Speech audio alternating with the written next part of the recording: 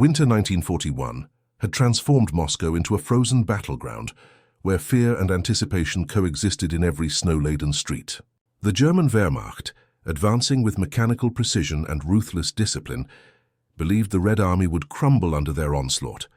Yet behind the austere walls of the Kremlin, a plan was quietly taking shape, so secret that only Stalin and a handful of his most trusted aides understood its full scope. Even the city's generals were left in the dark, their skepticism replaced by curiosity, uncertainty, and the ever-present tension that accompanied orders from the supreme commander. Stalin's vision was clear: a counterattack that would strike at the heart of the invading forces, exploit their overconfidence, and reveal the resilience of a city determined not to fall.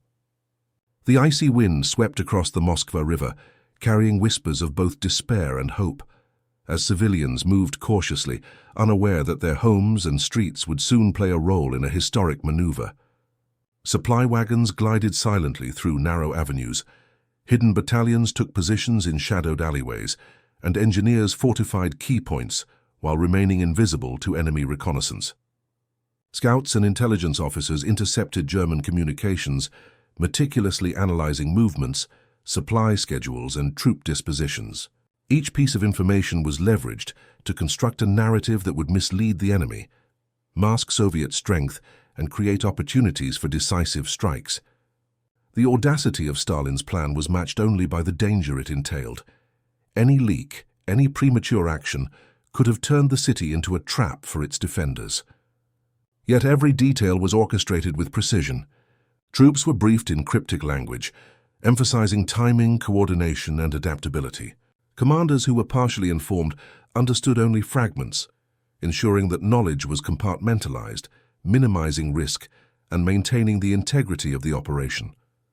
Meanwhile, the German forces, confident in their rapid advance and the apparent disarray of Moscow's defenders, moved in predictable patterns, unaware that every step had been anticipated. Winter storms provided both a shield and a challenge. Blinding snow and frozen terrain could conceal movement or cripple machinery, but careful preparation allowed Soviet forces to use the environment as an advantage rather than a liability. Local militia, integrated into the plan with surgical precision, were positioned to slow, mislead, and harass advancing units, buying crucial hours for the main counterattack. Moscow itself became a participant in the operation. Abandoned buildings served as observation posts, narrow streets as funnels for ambushes, and the frozen rivers as barriers and conduits for surprise movements. Night after night, the city breathed in silence and tension, as reconnaissance, diversionary tactics, and hidden maneuvers converged toward a singular objective: striking back at an enemy that believed victory was inevitable. Every officer understood the stakes, every soldier braced for the unthinkable, and Stalin, in his private chambers, oversaw the operation with an iron resolve, his mind mapping contingencies, adjusting plans in response to reports, and ensuring that secrecy remained absolute. The looming hours carried both peril and promise. The counterattack, if executed flawlessly, could halt the Wehrmacht's advance, preserve Moscow, and demonstrate to both enemy and allies the unyielding determination of the Soviet command.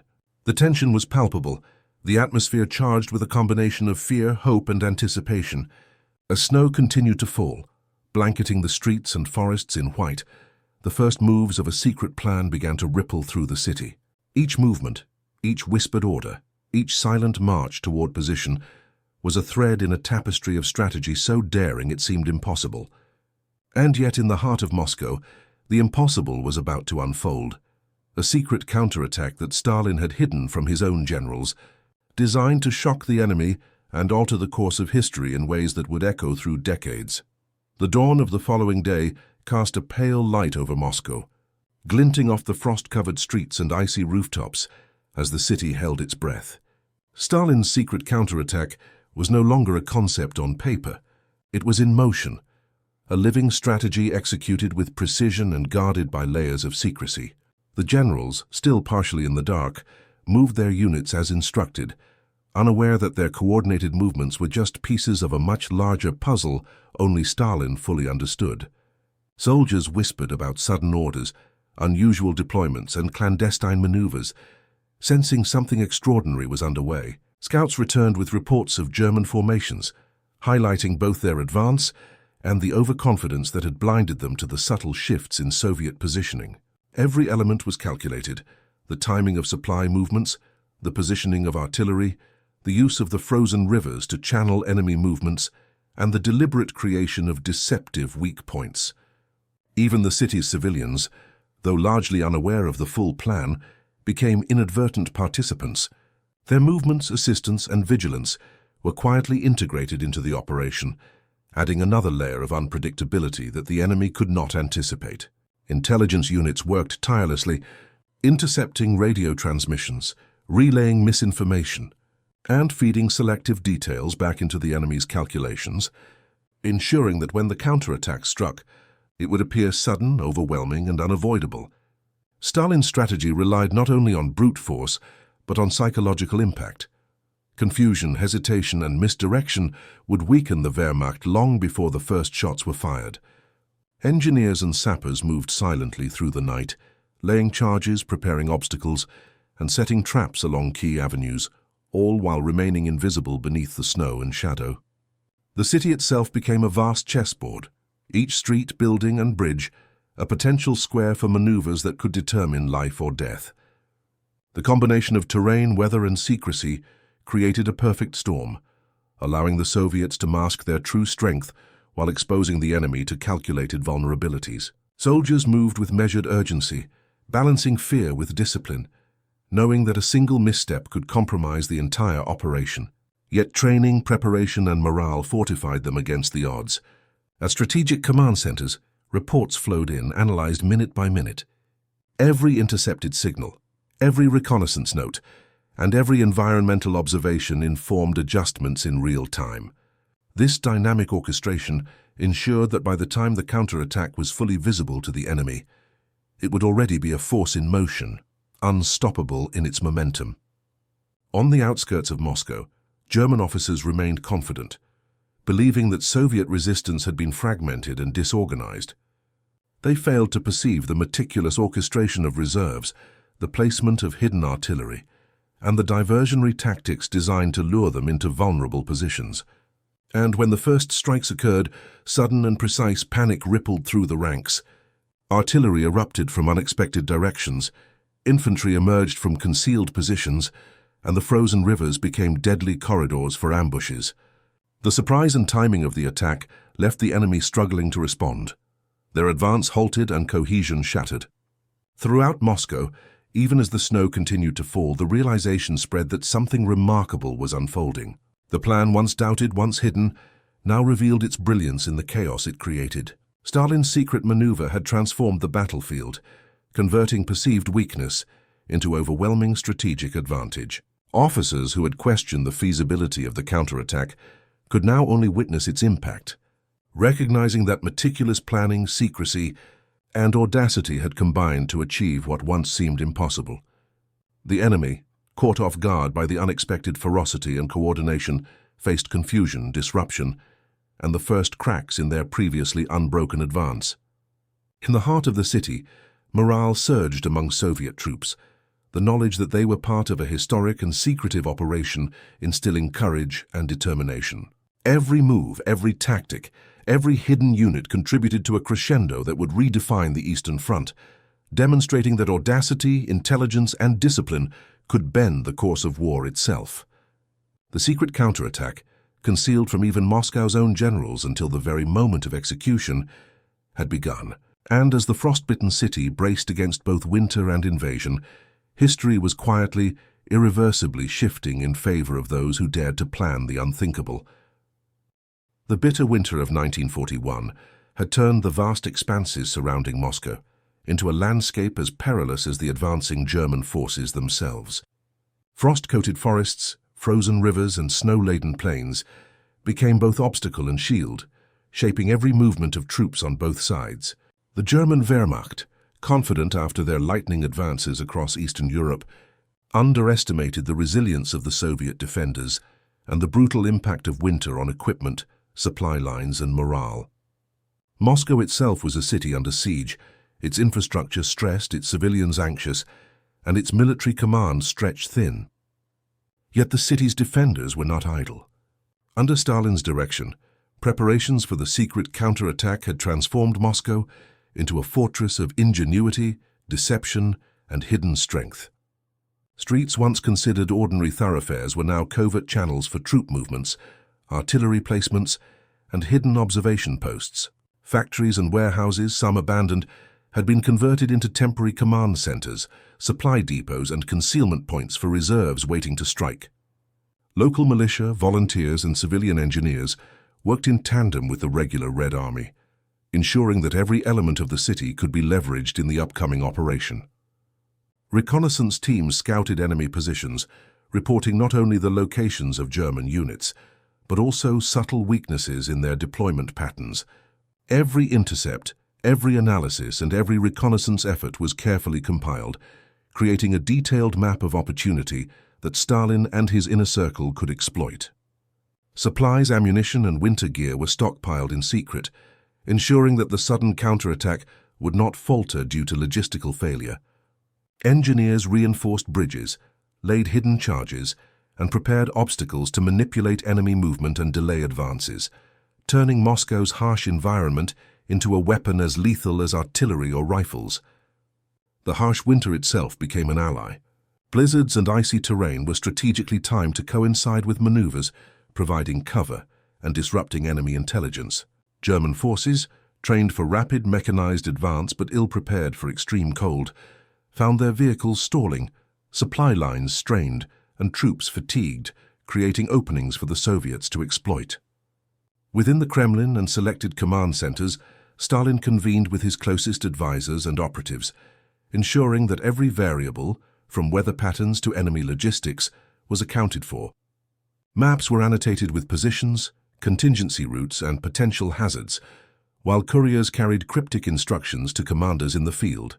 Even the generals, partially informed, recognized the need for absolute discretion and coordination, understanding that the counterattack depended on timing, surprise, and precise execution. The city itself seemed to breathe in anticipation, streets eerily quiet in the early hours, shadows stretching across icy pavements as soldiers and civilians alike prepared for the imminent clash. Small reconnaissance units moved silently through forests and alleys, testing enemy patrols and relaying critical intelligence, while diversionary teams staged false movements to mislead the Wehrmacht. Every step, every movement was a deliberate piece of the larger puzzle, designed to create confusion, delay, and ultimately vulnerability in the enemy ranks. Communication was tightly controlled. Messages were encrypted, relayed through trusted couriers, and limited to those with a direct operational need. This compartmentalization ensured that even if parts of the plan were discovered, the full scope remained concealed, maintaining the strategic edge. As the days passed, the snow deepened and the city's hidden networks became increasingly complex, each layer reinforcing the other. Supply depots, artillery positions, and reserve battalions were now in place, ready to respond at a moment's notice. The German commanders, confident in their impending victory, remained unaware of the intricate preparation taking place behind Moscow's walls and streets. They expected disorganized resistance, not a meticulously orchestrated and hidden counteroffensive that leveraged environment, deception, and surprise to its fullest. Within Moscow, a quiet determination settled over the defenders, a blend of fear and resolve as they prepared for the unprecedented challenge. They were part of a secret narrative unfolding, a plan whose success would hinge on discipline, courage, and the ability to strike decisively when the moment arrived. Each unit, each commander, and each soldier understood their role in the coming operation, yet the full story remained known to only a select few. This hidden network of preparation, intelligence, and tactical ingenuity laid the groundwork for what would soon become one of the most remarkable counterattacks in the history of the Eastern Front. Every element was now poised. The city, the troops, and the harsh winter itself all aligned for the moment when Stalin's secret plan would be revealed, not just to the enemy, but to history itself. As Moscow braced against the relentless winter, the Red Army's preparations continued with relentless precision. Each action, a silent testament to the ingenuity and resourcefulness of those involved. Factories once solely dedicated to production had been repurposed to supply munitions, repair equipment, and provide temporary shelters for troops moving covertly across the city. Engineers and laborers worked under extreme conditions, often in secrecy, to ensure that every tool, weapon, and vehicle was optimized for the challenges of winter warfare. Supply lines were carefully managed, with stockpiles strategically hidden in warehouses, cellars, and even abandoned buildings to ensure that the counterattack could be sustained for days without exposure. Meanwhile, reconnaissance units patrolled the outskirts, scouting the frozen forests and identifying potential entry points for German forces. Reports of enemy patrols, weak points, and overextended units were meticulously documented and relayed to command centers, feeding into a growing intelligence map that would dictate the timing and focus of the secret counterattack. Within the Kremlin, Stalin and his closest advisors reviewed plans repeatedly, adjusting strategies in response to new intelligence, weather forecasts, and logistical reports. Each decision balanced risk with opportunity, aiming to exploit enemy overconfidence while minimizing exposure of Soviet forces. Even local civilians were subtly involved. Their movements, observations, and occasional assistance provided an additional layer of unpredictability, further confusing German scouts and creating a dynamic battlefield unseen by the invaders.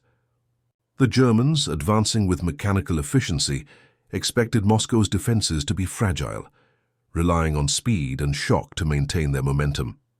They underestimated the depth of planning, the integration of city infrastructure into defensive maneuvers, and the ability of Soviet forces to operate under extreme weather conditions. Small units, positioned along concealed routes, were trained to delay and mislead, creating false impressions of weakness, while the main strike force prepared to unleash its hidden power. Every street, alley, and river crossing had been analyzed, reinforced, and incorporated into the larger strategy. Engineers set traps, prepared barricades, and created diversions, turning the environment into both shield and weapon. Winter storms, initially seen as obstacles, were now allies, masking movements and disrupting enemy timing, giving Soviet troops a tactical edge in the otherwise hostile terrain. Communication channels were carefully controlled, with messages encrypted or carried through trusted couriers, ensuring that knowledge of the full plan remained confined to a select inner circle. Generals received only what was necessary for operational coordination, maintaining the secrecy critical to success. As snow deepened and nights grew longer, the city's hidden network of forces became increasingly intertwined, each element reinforcing the other. Units practiced mock maneuvers under cover of darkness, ensuring readiness, coordination, and rapid response to changing situations. Artillery was positioned to provide maximum effect while remaining concealed, and reserve battalions were poised for immediate deployment, capable of striking at multiple points simultaneously. Intelligence officers monitored enemy movements constantly, adjusting plans to exploit weaknesses, timing, and gaps in German formations. Civilians observed unusual movements, unusual timing of supply wagons, and the quiet shifts of soldiers, often unaware of the magnitude of the operation unfolding around them. By the time the counterattack was set into motion, every soldier, officer, and strategist had internalized their role, while the Wehrmacht remained oblivious to the full scope of what awaited them. The city had been transformed into a complex stage for deception, strategy, and calculated risk, a living testament to meticulous planning and human ingenuity. Every street, building, and forested path was now part of a grand design, poised to turn the tide of battle, confuse the enemy, and secure Moscow's survival. And as the first hints of dawn approached, signaling the beginning of a day that could redefine the course of the Eastern Front, the hidden preparations, the frozen landscapes, and the silent city itself stood ready to unleash a counterattack that had been crafted in secrecy, shielded from even the generals entrusted with defending the capital, and designed to shock, disrupt, and ultimately triumph.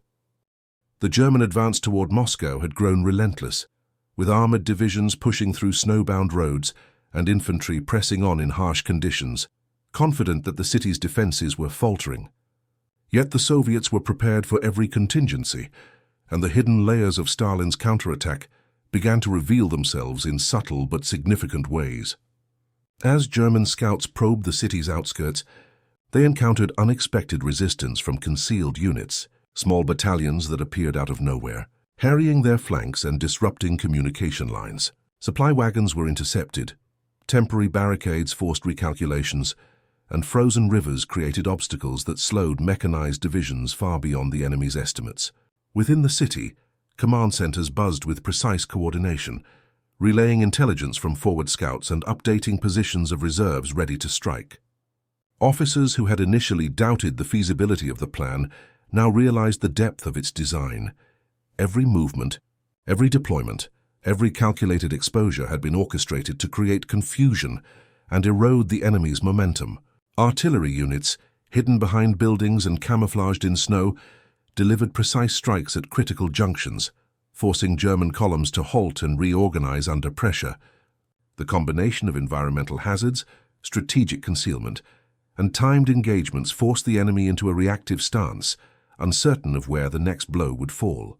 Soldiers in the field experienced a surreal sense of chaos, not from disorder among their own ranks, but from the invisible hands manipulating the battlefield. Even the most confident German officers were caught off guard, unable to predict the convergence of forces that seemed to materialize from every direction. Every reconnaissance report relayed to the Kremlin was immediately analyzed, interpreted and translated into tactical adjustments, ensuring that the Soviets could respond dynamically to changing circumstances. Small units executed ambushes along key routes, targeting supply lines and disrupting communication nodes, creating a cascade of delays that amplified the effectiveness of the main counterattack. The winter terrain, often considered a hindrance, became a silent ally. Blizzards concealed movements, forests masked troop concentrations, and frozen rivers served both as natural barriers and as conduits for surprise maneuvers. The coordination of these elements required discipline, trust, and an unwavering commitment to secrecy. Soldiers understood that any premature action or misstep could jeopardize the entire operation, yet the meticulous training and preparation instilled confidence. Within Moscow, generals monitored reports with a mixture of apprehension and admiration, recognizing that the operation's complexity exceeded anything they had previously encountered. The city itself seemed alive with purpose, every street and alleyway integrated into a network of deception, defense, and offensive potential. Civilians, though largely unaware of the strategic intricacies, contributed in small but vital ways, providing intelligence, assisting with supply movement, and maintaining normalcy to avoid alerting the enemy. The Wehrmacht, advancing in rigid formations, remained blind to the dynamic network of hidden forces and ambushes awaiting them. Overconfidence and prior victories had blinded them to subtle cues, leaving them vulnerable to a counterattack designed with precision, patience, and psychological acumen. Communication between German units became strained, as minor setbacks cascaded into larger confusion, amplified by the relentless cold and the unpredictable Soviet maneuvers. Meanwhile, the Soviet command structure, centralized yet flexible, continued to adapt, leveraging each intercepted message and every environmental advantage to maximum effect. The first small-scale clashes, though localized, signaled the beginning of a larger, coordinated effort that would soon engulf the German forces, disrupting plans and forcing hasty, ill-coordinated responses. And as these engagements multiplied across the outskirts and within the city itself, it became increasingly clear that Stalin's secret counterattack was no longer a theoretical maneuver.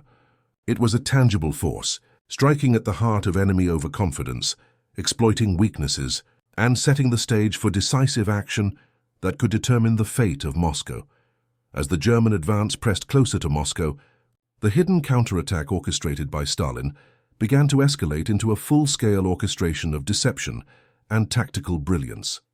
Every Soviet unit, from frontline infantry to hidden artillery, moved in carefully timed sequences designed to manipulate the enemy's perception of strength and vulnerability. Reconnaissance reports fed into command centers in real time, allowing officers to adapt maneuvers dynamically, ensuring that German forces were consistently reacting to perceived weaknesses rather than real threats. Artillery barrages erupted at precisely calculated intervals, targeting supply convoys and command points, forcing the Wehrmacht into delays and creating pockets of disarray. Infantry units emerged from concealed positions along forested avenues, striking swiftly and disappearing into the snow-covered terrain before reinforcements could respond. The psychological impact on German troops was profound. Confusion, hesitation, and growing anxiety began to replace their prior confidence. Even seasoned officers struggled to comprehend the origins and scale of the resistance, interpreting isolated skirmishes as the larger force while remaining blind to the true magnitude of the operation. Meanwhile, engineers and sappers executed previously laid plans, activating hidden obstacles, detonating charges at strategic points, and ensuring that the frozen environment was leveraged to the Soviets' advantage. Rivers and ravines became natural barriers, funneling enemy units into kill zones where ambushes had been meticulously prepared. Supply lines, overstretched and vulnerable, were systematically disrupted, further amplifying chaos and preventing German coordination. The city itself served as both shield and stage, with Moscow's streets, buildings, and alleys integrated into a sophisticated network of tactical advantage. Civilian movements, strategically guided, ensured that operations could proceed without alerting the enemy, adding another layer of unpredictability. In command centers, Stalin and his inner circle monitored the unfolding engagements with calculated precision. Reports of skirmishes, intercepted communications, and weather patterns were analyzed continuously, with adjustments implemented immediately. Generals, now partially aware of the full counterattack, coordinated carefully, ensuring that all units adhered to timing, secrecy, and operational discipline. The culmination of these efforts forced the Wehrmacht to slow their advance, overextend their resources, and reconsider previously assumed strategies. Their confidence waned as Soviet units struck from unexpected angles, demonstrating an operational mastery that left German commanders scrambling to respond. Nighttime operations, combined with blizzards and limited visibility, enhanced Soviet concealment and magnified the enemy's uncertainty. Small targeted strikes created cascading effects, compounding disorganization and diminishing morale. Soldiers on both sides felt the stakes acutely. For the Soviets, success meant survival and strategic dominance. For the Germans, failure could mean the loss of initiative and the first significant setback in their campaign against Moscow.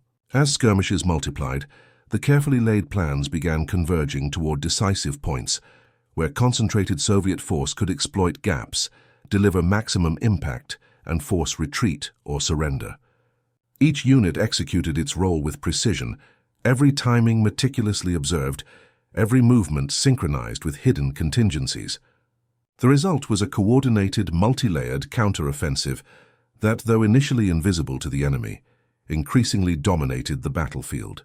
By the time the Wehrmacht realized the scope of the operation, it was too late to recover. Confusion, attrition, and strategic disorientation had already taken hold, and the Soviet forces, concealed until now, struck with overwhelming force, demonstrating that secrecy, preparation, and audacity could bend the course of war itself. Moscow, once seemingly on the brink of disaster, now stood as a testament to meticulous planning, ingenuity, and the unrelenting resolve of those willing to challenge the impossible. Stalin's secret counterattack had moved from concept to action, a decisive intervention that exploited every advantage, disrupted the enemy, and preserved the city, marking the beginning of a turning point on the Eastern Front. The morning of the counterattack had arrived, and Moscow's hidden forces were poised with meticulous precision. Every unit, from infantry to artillery, moved according to Stalin's secret plan, executing maneuvers that had been rehearsed in silence for weeks. Soldiers emerged from concealed positions, their breaths visible in the frigid air, eyes sharp with focus and determination. Reconnaissance teams provided last-minute updates, reporting enemy formations, gaps in patrols, and potential vulnerabilities. The frozen terrain, which had once slowed movements, now served as a stage for strategic advantage, allowing Soviet troops to strike unexpectedly and vanish before German reinforcements could respond. The initial strikes were surgical. Artillery units targeting critical supply depots, snipers eliminating officers, and infantry ambushing patrols, creating immediate disruption in the enemy ranks. Smoke from explosions rose against the pale winter sky, blending with drifting snow to obscure the source of the attacks, amplifying the Wehrmacht's confusion. German soldiers, expecting weak resistance, now faced a force that appeared to materialize from every conceivable angle, striking with precision and vanishing without trace. Supply wagons were destroyed, roads blocked and communication lines severed, all while Soviet units maintained strict coordination with Central Command. Engineers had rigged hidden obstacles along key routes, forcing enemy tanks into vulnerable positions where concealed anti-tank teams awaited. The combination of environment, deception, and precision strikes created a cascading effect. Confusion spread, morale faltered, and command structures struggled to maintain control. Every move was calculated. Each engagement had a purpose, reinforcing the larger strategy rather than serving as isolated skirmishes. Within Moscow, command centers buzzed with activity as officers adjusted movements in response to intelligence, deploying reserves to exploit openings and reinforcing positions under threat. The timing of the attacks was critical. Simultaneous strikes across multiple sectors ensured that the enemy could not recover or concentrate their strength effectively. As German units attempted to regroup, they were met with unexpected resistance at every turn. Soviet infantry, familiar with the terrain and aided by concealed observers, struck from hidden positions, exploiting the disarray caused by artillery barrages and ambushes. Rivers and frozen canals were used as natural channels to funnel enemy units into kill zones, amplifying the effectiveness of concentrated assaults. The psychological impact on German troops was profound. Fear and hesitation replaced confidence. Uncertainty clouded judgment, and their advance stalled as they struggled to interpret the coordinated chaos around them. Even experienced officers found themselves reacting to perceived threats rather than directing action proactively, allowing the Soviets to maintain the initiative. The winter landscape, once an obstacle, had been transformed into a tactical ally. Snowdrifts concealed movements, shadows masked positions, and frozen forests provided cover for ambushes that struck with deadly accuracy. Civilians, guided subtly by Soviet command, provided critical intelligence, supplies, and assistance without compromising secrecy, contributing to the seamless execution of the operation. By mid-morning, the counterattack had achieved initial objectives. Key supply points were disrupted, enemy formations destabilized, and the momentum of the Wehrmacht slowed significantly. The meticulous orchestration of attacks, diversions, and environmental leverage demonstrated a mastery of both strategy and timing, converting what seemed a desperate defense into a series of controlled, decisive actions. Stalin's vision, once doubted even by his own generals, now unfolded in the snow-laden streets and forests surrounding Moscow, each movement reinforcing the audacity and precision of the operation. The initial hours of the counterattack set the stage for even greater maneuvers, as reserves prepared to strike with lethal efficiency, ensuring that the Wehrmacht would face not just a defensive resistance, but a calculated, overwhelming force designed to reverse the tide of the Eastern Front. The secret plan, concealed for months, had begun to reveal its full power. Surprise, coordination, and audacity converged into an unfolding spectacle of strategic brilliance. As the counterattack unfolded, the Soviet forces intensified their operations, striking with a level of coordination and precision that left the German commanders struggling to adapt. Hidden battalions emerged simultaneously from forested areas, streets, and abandoned buildings, converging on critical enemy positions with lethal timing. Artillery, camouflaged and positioned with painstaking care, delivered devastating barrages on supply depots, command posts, and armored columns, disrupting communication lines and forcing the enemy into reactive maneuvers.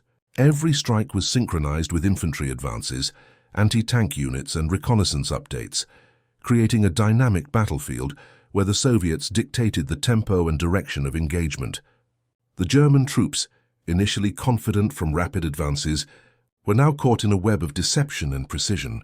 Their formations fragmented, and their progress slowed by obstacles, ambushes, and environmental hazards that had been cleverly exploited by Soviet planners.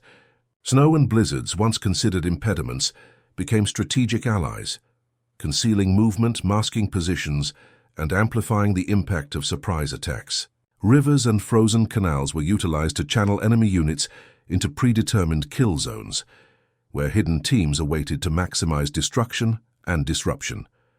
Engineers and sappers executed their plans flawlessly, detonating charges to block routes and funneling troops into areas prepared for ambush. Meanwhile, reserve forces, held in strategic concealment, moved swiftly to reinforce successful engagements or exploit vulnerabilities revealed during the initial strikes. Civilians, subtly guided by Soviet command, played quiet but crucial roles, providing intelligence on enemy movement, assisting with supply distribution, and maintaining the appearance of normalcy to avoid alerting the Germans to the true scale of the operation. In command centers, Stalin and his trusted aides monitored every development, adjusting orders in real time to optimize outcomes, allocate resources, and respond to unforeseen enemy actions. Even generals who had been partially in the dark were now coordinating movements, recognizing that adherence to timing and precision was essential for success. The psychological effect on German forces intensified with each engagement. Hesitation, confusion, and fear replaced confidence as their advance stalled and command cohesion weakened. Isolated units attempted countermeasures, only to encounter further ambushes, artillery fire, and strategic obstacles that compounded their disarray. The snow-covered battlefield became a labyrinth of deception, resistance, and calculated strikes, where every Soviet movement was deliberate and every German response delayed. By midday, the Soviets had not only disrupted the enemy's momentum, but were actively reclaiming control over key positions, demonstrating the effectiveness of combining secrecy, environmental leverage, and synchronized multi-unit attacks. The cumulative effect of these operations created a cascading disruption across the Wehrmacht's lines, amplifying confusion and undermining morale. Soldiers on both sides felt the intensity of the engagement. For the Soviets, the exhilaration of seeing meticulous plans unfold successfully. For the Germans, the growing realization that victory was no longer assured. The careful orchestration of forces ensured that opportunities were exploited immediately. Gaps in the enemy's advance were widened and critical objectives achieved with minimal exposure of Soviet weaknesses. The frozen landscape, which had initially seemed a challenge, now amplified the precision and surprise of the counterattack, making Soviet strikes appear sudden, omnipresent, and unstoppable.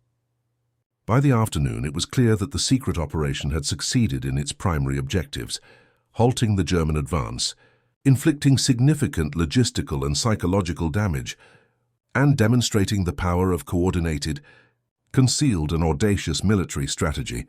Stalin's vision, once doubted, had been validated, transforming Moscow from a city under threat into a bastion of resilience, ingenuity, and strategic mastery.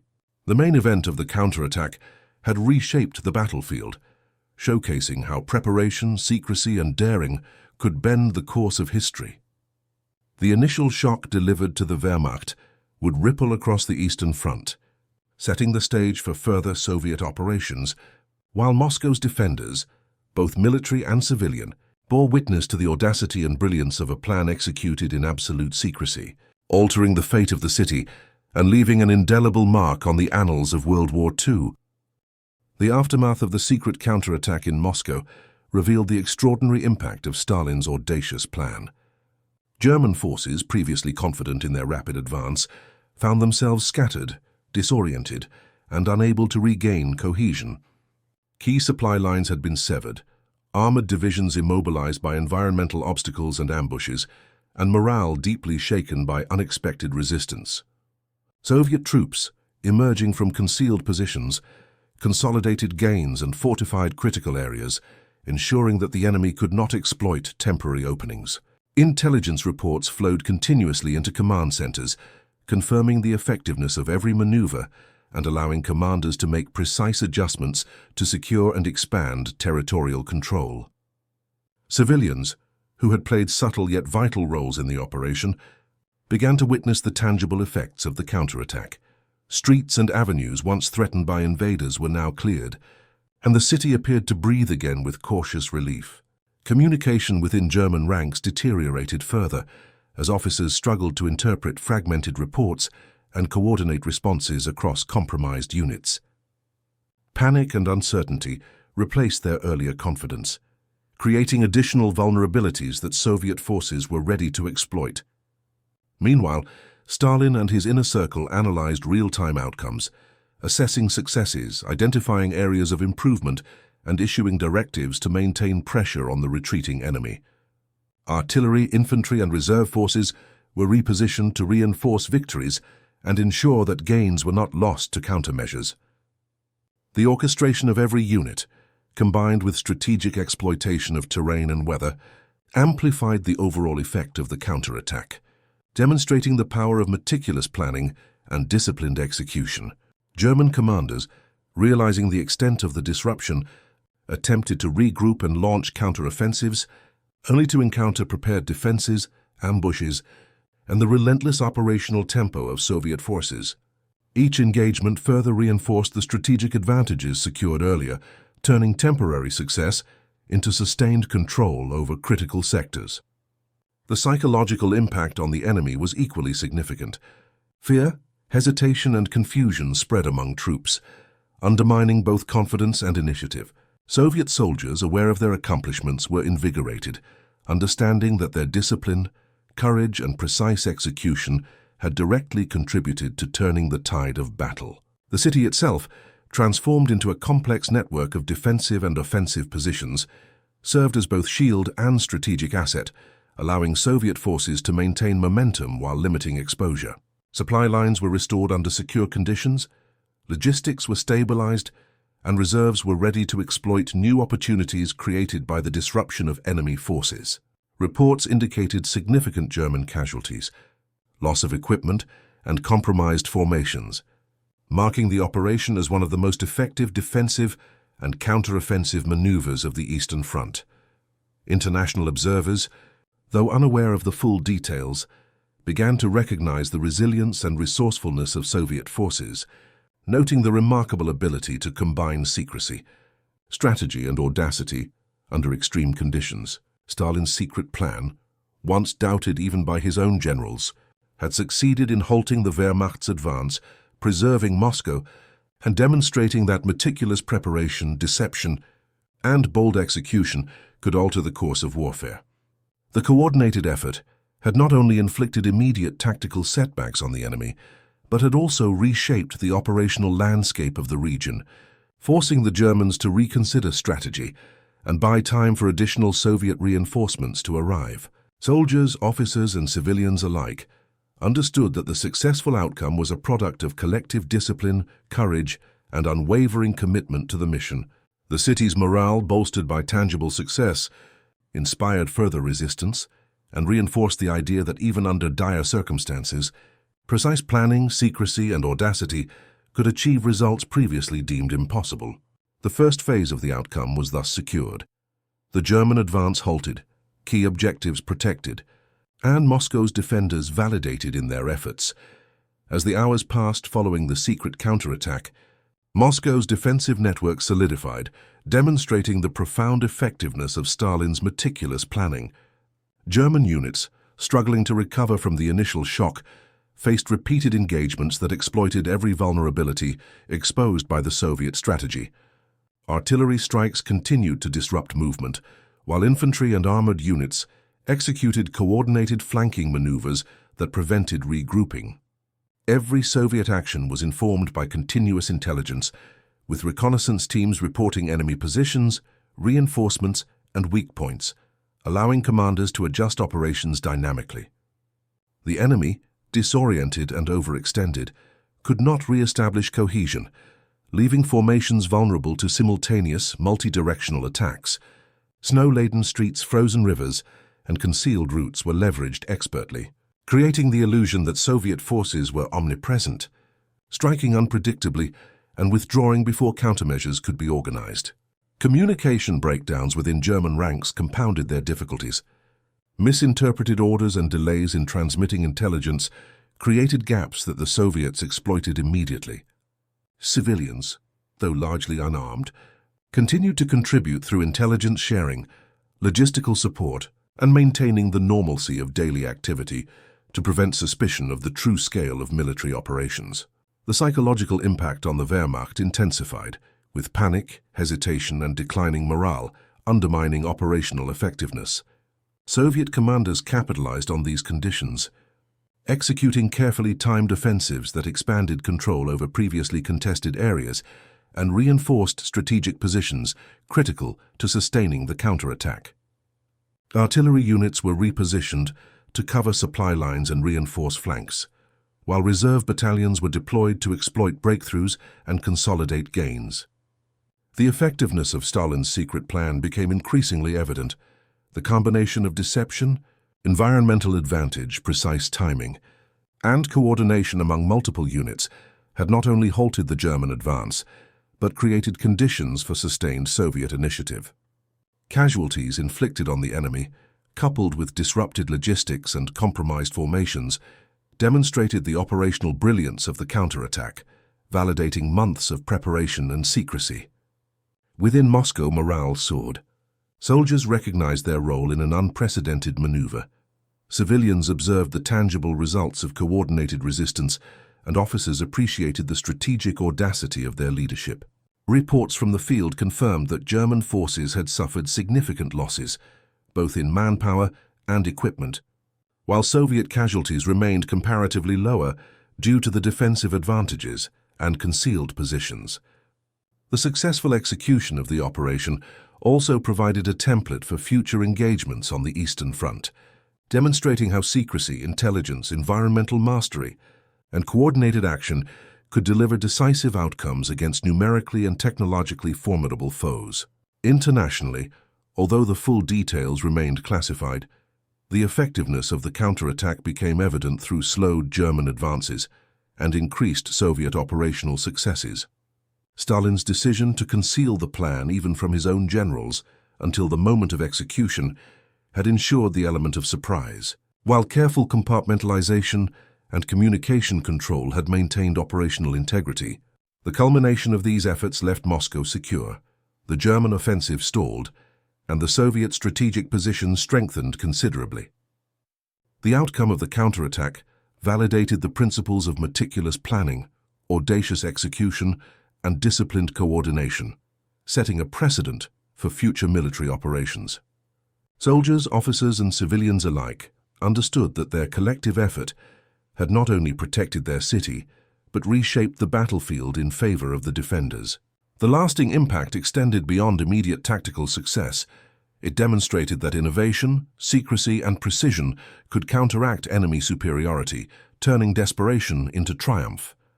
As Moscow's defenders consolidated gains and prepared for potential follow-up operations, the city itself stood as a testament to the power of strategic foresight, coordination, and courage under extreme conditions. The secret counterattack, hidden from generals and enemy alike until execution, had altered the course of events, preserving the capital, destabilizing German forces, and securing a decisive psychological and tactical victory. The victory was not merely in territorial gains or enemy losses, but in the demonstration that careful planning, secrecy, and audacity could bend the tide of war itself, leaving a legacy of resilience and strategic brilliance that would echo throughout history.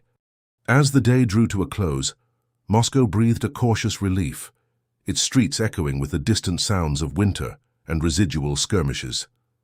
The secret counterattack orchestrated by Stalin had achieved what many had thought impossible, halting the German advance, destabilizing their command structure, and preserving the city from imminent capture. Soldiers, weary from the intense operations, regrouped in concealed positions, sharing brief moments of camaraderie and reflection on the audacity and precision of their maneuvers.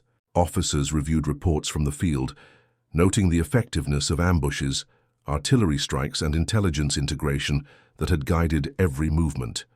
Civilians, aware of the transformation but unaware of the full scale of planning, felt the relief of a city spared while maintaining a semblance of normal life, unaware that their daily routines had subtly contributed to the operational success.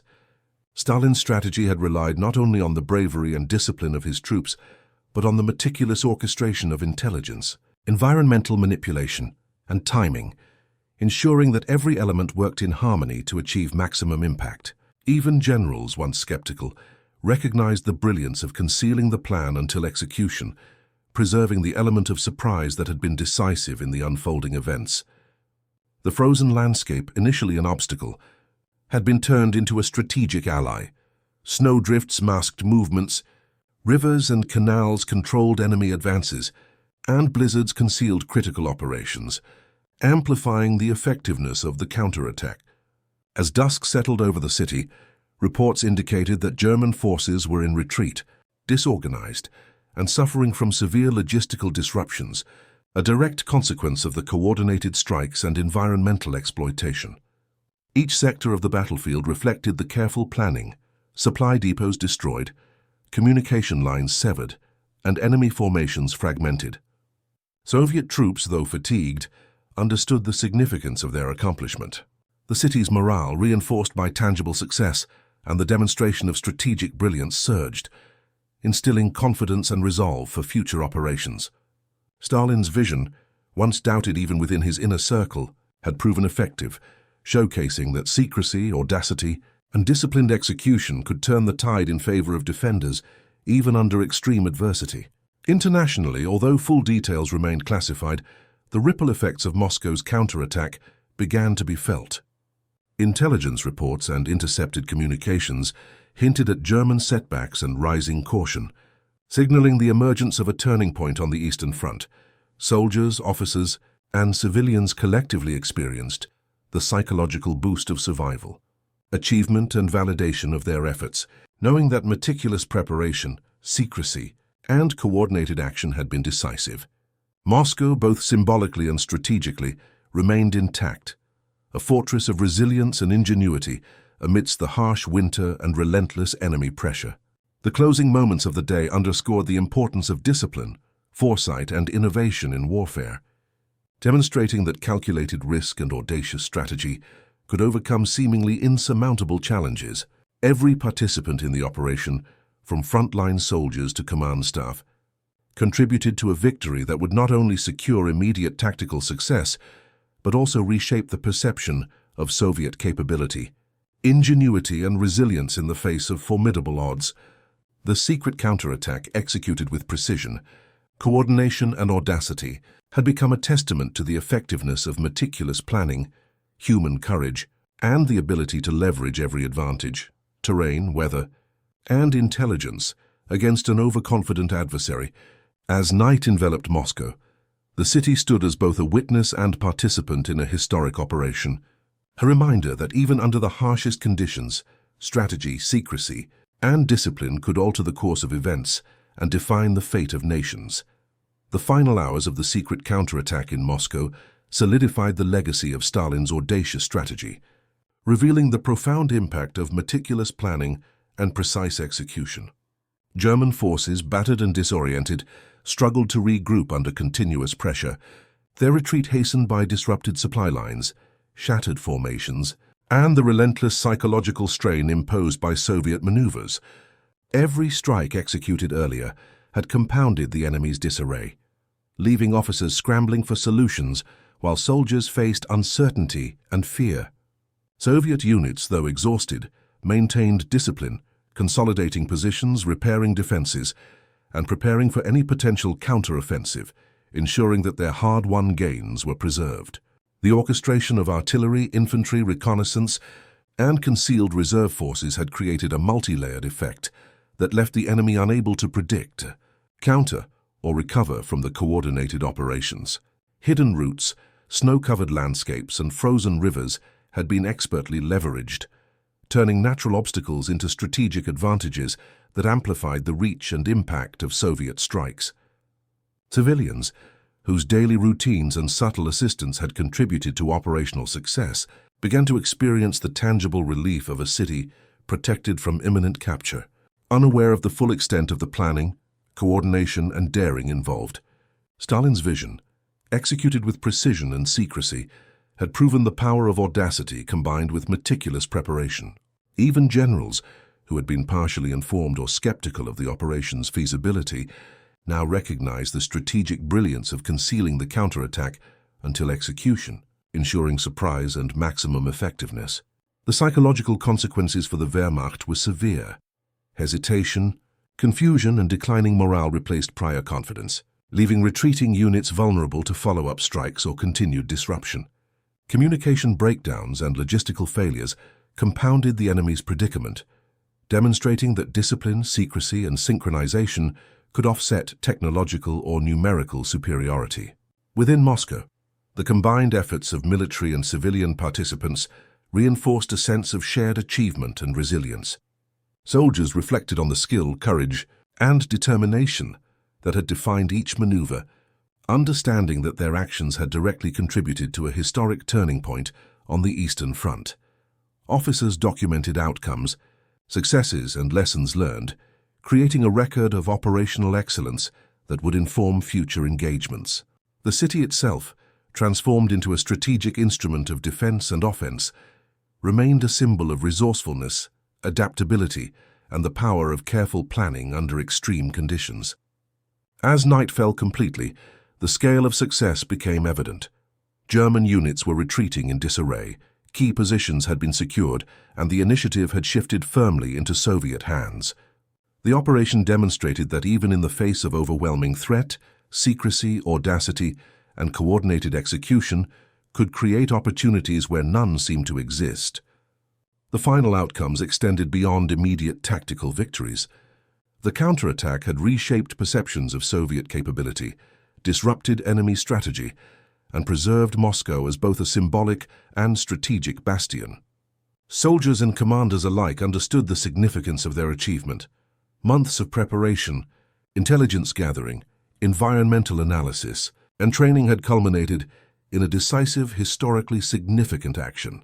The secret counterattack, hidden from generals and enemy alike until execution, had not only halted the German advance, but demonstrated a mastery of operational art that would resonate throughout military history.